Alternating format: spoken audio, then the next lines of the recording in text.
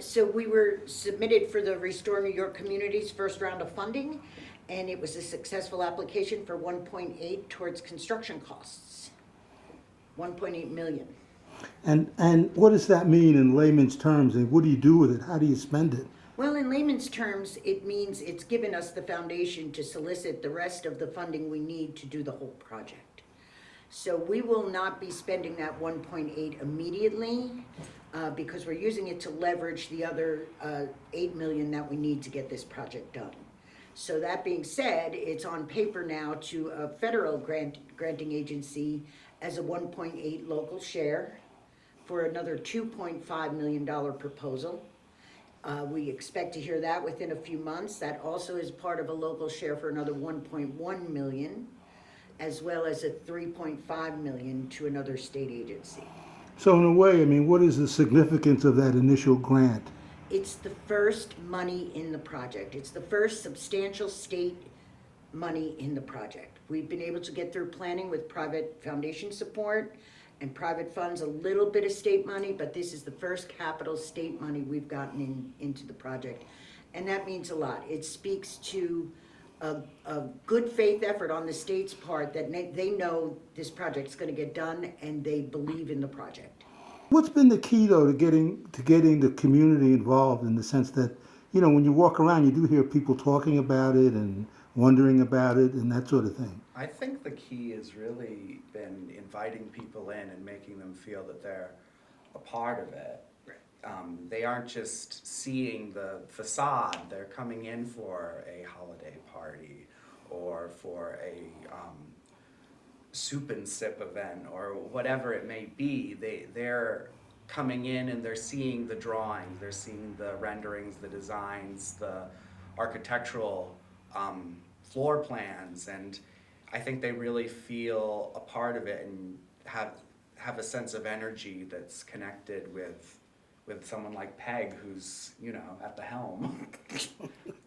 Well, in your endeavors so far, I mean, have you guys come across any sort of surprises or things that were unexpected that you didn't think would happen or that were good or bad? Or tell me a little about that. We're taking this slow and steady. I think when you move at the speed of light, that's where the surprises come and the setbacks are large. And our expectations are to expect that this is going to take some time and nothing more or less than that. It's an ambitious project. And the more we invite the community in to understand the ambitious project, the more engaged they are and the less we're likely to face some obstacles. I'm sure there's some naysayers out there, and that's okay. Restraining forces are good. You know, it keeps you on your toes. But to date, we've been lucky. We have the support of the town board. We have the support of the community because we brought them in stage one at the beginning of planning. And we keep in touch with them. We're not just holed up here and, you know, in the summer, the door's wide open and people wander in and we stop what we're doing and give them a tour. You know, it's all okay.